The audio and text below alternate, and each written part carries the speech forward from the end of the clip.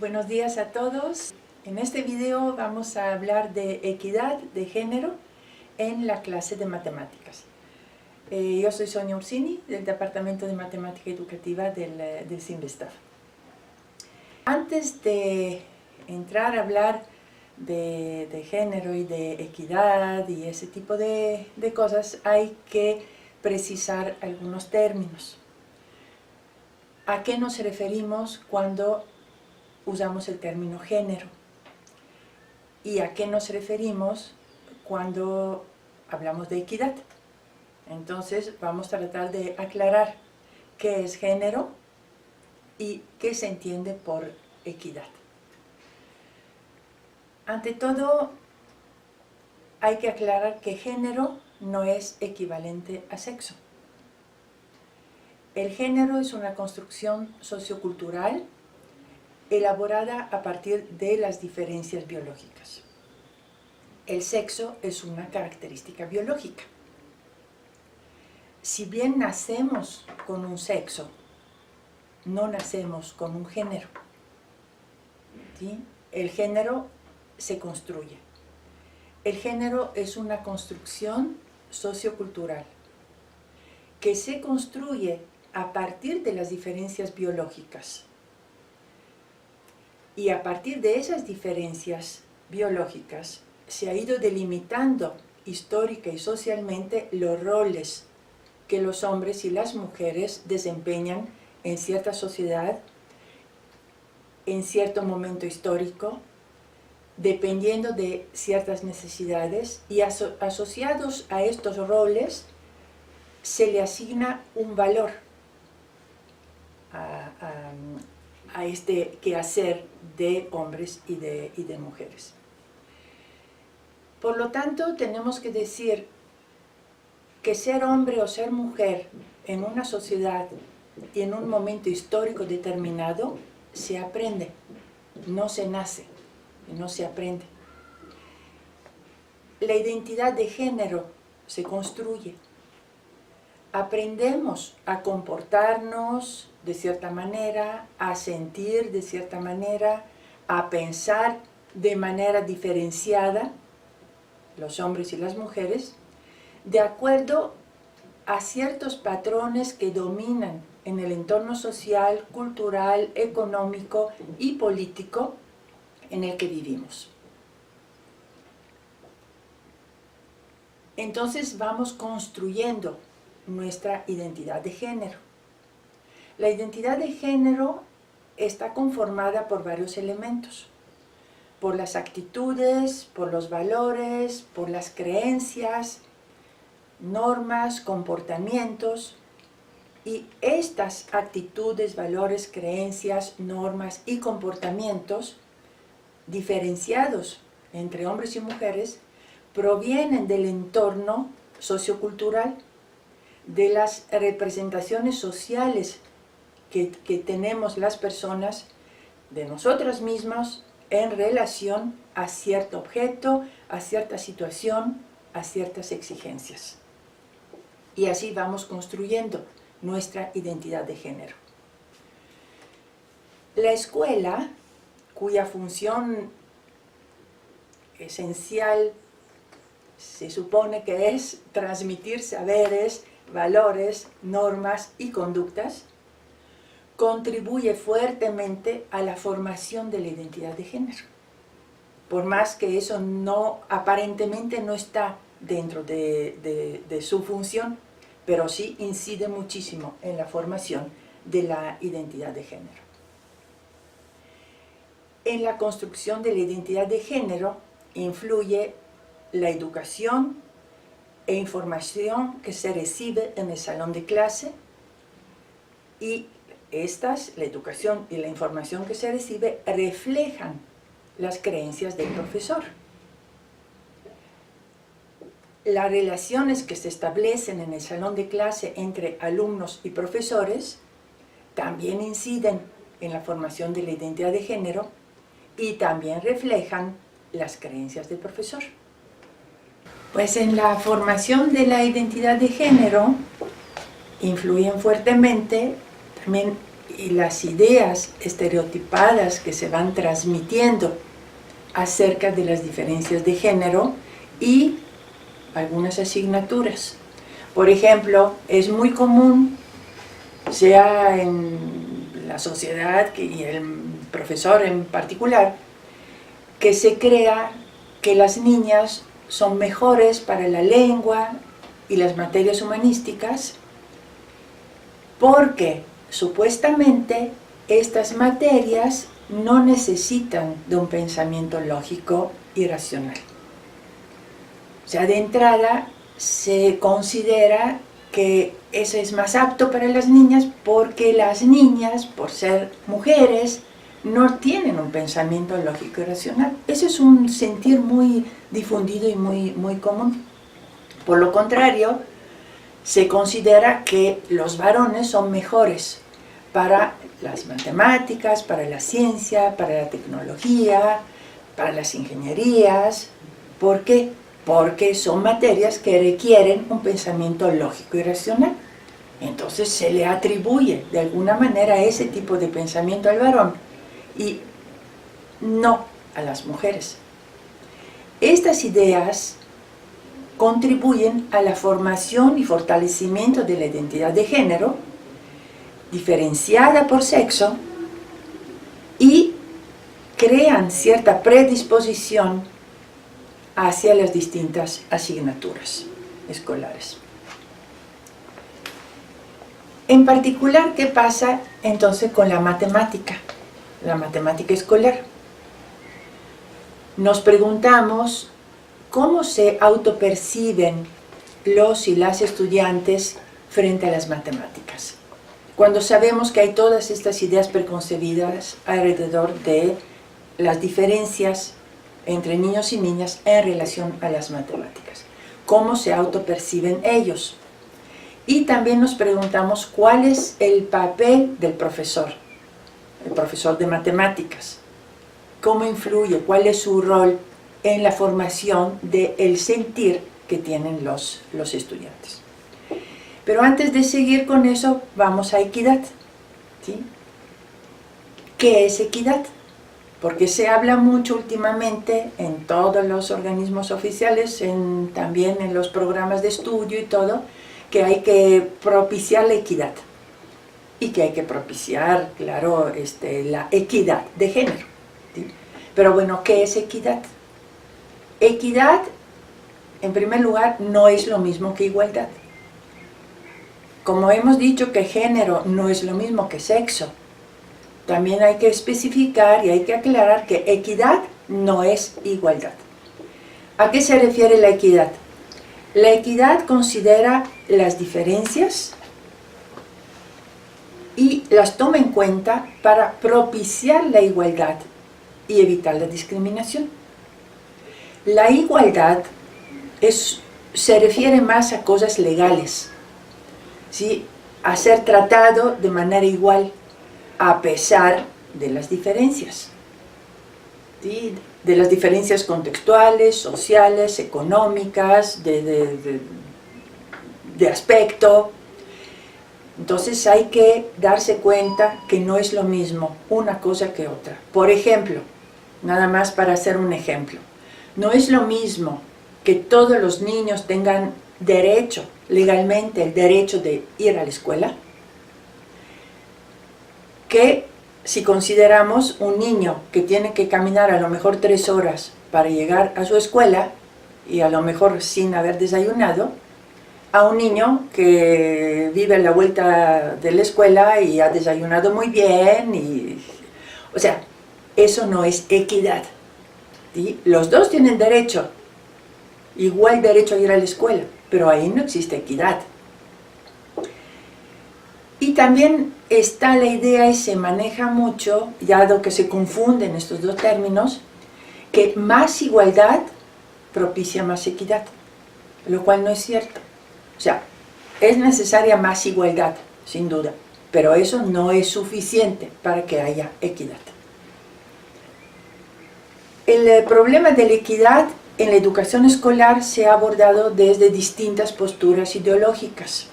Entonces se han hecho distintas propuestas. Por ejemplo, hay quien había sugerido que habría que usar contenidos curriculares distintos para poder ayudar más eficazmente los grupos menos favorecidos, más vulnerables. También se ha dicho que es necesario, o sea, como un poco en contra de esta postura, decir, no, pues es necesario una base de conocimiento igual para todos, para que todos puedan ejercer una ciudadanía responsable. Hay quien ha señalado y reiterado que es muy necesario apoyar en mayor medida los grupos vulnerables y desfavorecidos. En particular, con respecto a las matemáticas, hay quienes han indagado y encontrado o localizado algunos factores que propician la inequidad de género en la clase de matemáticas. Y han señalado, por ejemplo, el tipo de intercambios diferenciados por género que establece el profesorado de matemáticas en la clase. La influencia de los estereotipos de género que tienen los padres de familia. La visión de la matemática como un dominio masculino, o sea, que es para varones sobre todo. Y la creencia de que las matemáticas son útiles esencialmente para la vida futura de los varones. Nosotros hemos hecho estudios en México, tanto en primarias como en secundarias. Y lo que hemos encontrado que realmente en matemáticas no existen, en el desempeño en matemáticas, diferencias de género estadísticamente significativas. Los logros promedios son muy bajos, sea en niños que en niñas. A lo mejor por eso podríamos quizás pensar que no se notan muchas diferencias. Pero donde sí encontramos diferencias significativas es en la autopercepción que tienen niños y niñas frente a las matemáticas. ¿Sí? O sea, cómo ellos se relacionan con las matemáticas. Se sabe que la autoconfianza para trabajar en matemáticas va disminuyendo con los años de escuela. O sea, los niños de primaria, por ejemplo, sean niños que niñas, tienen una autoconfianza muy grande para trabajar matemáticas. Pero ya los de sexto ya menos, y si pasamos a tercero y secundaria, mucho menos. Pero, o sea, eso es general para niños y niñas. Pero lo que sí hemos encontrado que la autoconfianza de las niñas siempre tiende a ser más baja que la de los varoncitos. Y también hemos identificado algunos factores, algunos parecidos a los que ya había mencionado antes, otros diferentes, que contribuyen a la inequidad de género con respecto a las matemáticas. Por un lado, la creencia muy difundida de que las matemáticas son aptas sobre todo para los varones. Segundo, que las matemáticas son útiles sobre todo para la vida futura de los varones. Influyen también los estereotipos de género que tienen los padres de familia y el profesorado. Las expectativas de aprendizaje de las matemáticas diferenciadas por género que tiene el profesorado. Las interacciones diferenciadas por género que el profesor establece en la clase de matemáticas. Y las estrategias de compensación que diseña el profesorado para tratar de propiciar la equidad de género. Todos estos son factores que hemos identificado y que influyen en la inequidad en la clase de matemáticas. Quiero mostrar algunos ejemplos que provienen de entrevistas a profesores de primaria y secundaria y de observaciones que hemos podido hacer en clase, donde ilustramos estos factores. Con lo que hemos encontrado podemos ilustrar los factores. Por ejemplo, hay algunas creencias del profesorado bueno, por lo menos con los que hemos podido trabajar, y esto han sido bastantes, sea del Distrito Federal que de provincia, consideran que las matemáticas son un dominio esencialmente masculino, y si bien dicen no hay diferencias de género en el desempeño global del alumnado, sí lo hay en la capacidad intelectual de niños y niñas. O sea, hay como esta creencia, ¿sí? Y al platicar con los profesores, sea de primaria que de secundaria, surgieron dos palabras que les pedimos que ellos aclararan. Por un lado, usaron la palabra talento, y por el otro la palabra habilidad. Entonces dijimos, bueno, ¿qué es talento y qué es habilidad para usted? Dice, bueno, talento es una capacidad natural y genética para llevar a cabo una tarea. Y asociaron el talento a los hombres, a los varones. Y la habilidad, dice, es también la capacidad para llevar a cabo una tarea, pero que se adquiere gracias al trabajo, a la práctica, a la ejercitación, a la dedicación. Y asociaron la habilidad a las mujeres. O sea, hicieron esta diferencia entre hombres y mujeres en cuanto a capacidad intelectual. Y aquí hay algunos comentarios, les voy a leer algunos comentarios que hicieron los profesores. Dice, los niños son más talentosos, las matemáticas son más de niños, aunque las niñas también llegan a destacar en matemáticas con la práctica. Otro comentó, además, por su condición de hombres, se les facilita las matemáticas. Otro dijo, bueno, les va mejor a las mujeres les va mejor porque se dedican más a estudiar, ponen más atención, tratan de ser más ordenadas en sus cuadernos. Las mujeres son más cuidadosas con eso. Insistieron en la capacidad natural para captar las matemáticas que tienen los varones. Y dijeron, los niños captan, tienen habilidad para captar, pero se confían para justificar que no salen tan bien. Dice, bueno, pero ¿por qué sacan malas calificaciones? Ah, porque creen que saben, ¿sí? Pero ellos captan mejor que las niñas, ¿no? Otro comentó, la gran mayoría de los hombres, con que le estemos poniendo atención ya con eso. Eso lo dijo un profesor. Puesto que es lo que ha dado resultados, porque macheteros o tan concienzudos son pocos niños. Yo siento, dice otro, que es natural. Es raro el hombre que es machetero, que se pasa las noches ahí como las mujercitas que están macheteando, macheteando y macheteando. Y a pesar de los resultados en el desempeño, la mayoría considera que a las niñas les cuesta más trabajo entender las matemáticas.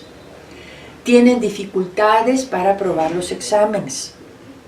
Y uno comenta, las damitas tienen más dificultades, mientras a los varones se les facilita más, ya que son inteligentes.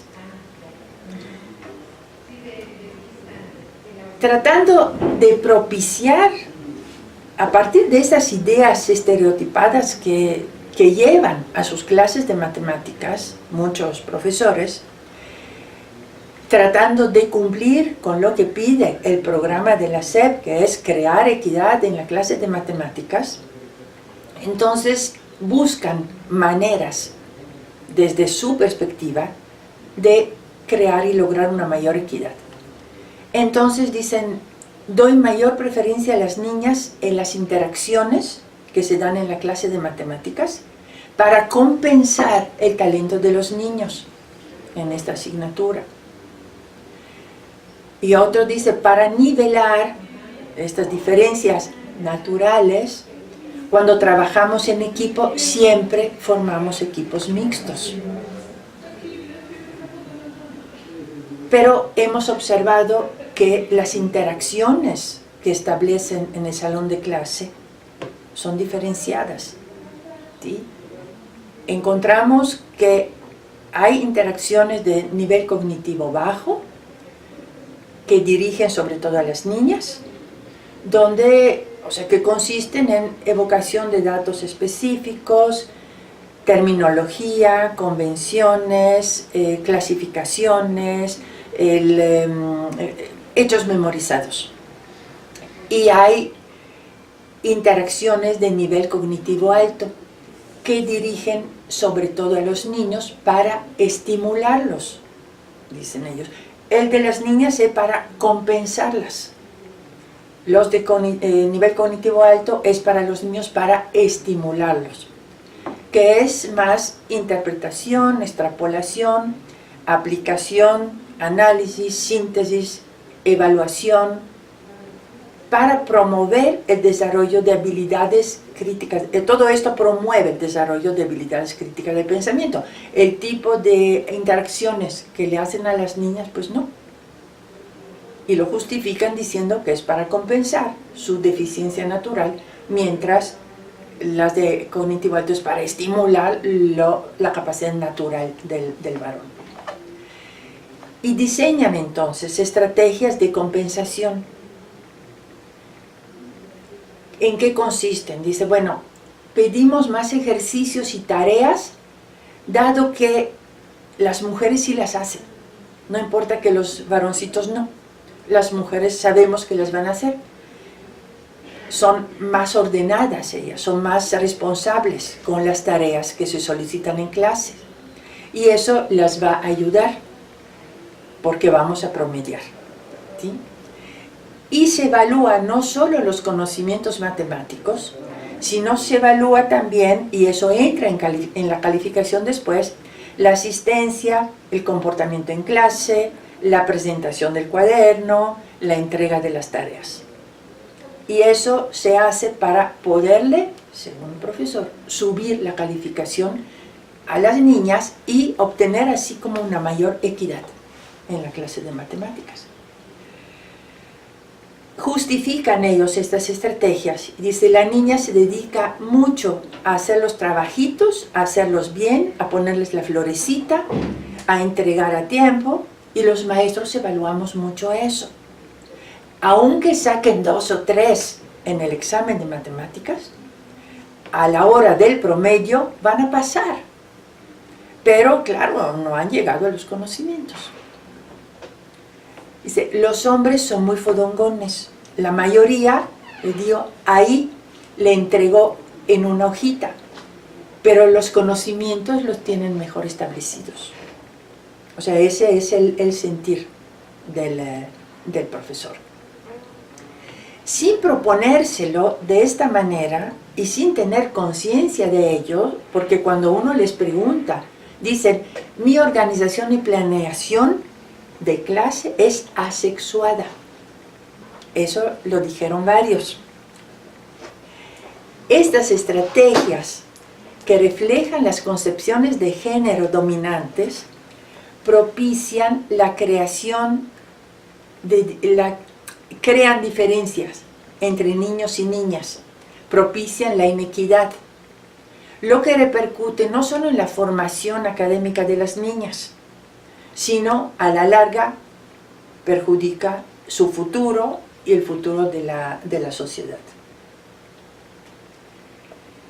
Las consecuencias de estas ideas transmitidas sea a partir de la educación formal que informal, ya se hacen ver muy claramente en los niños y las niñas en tercero de secundaria.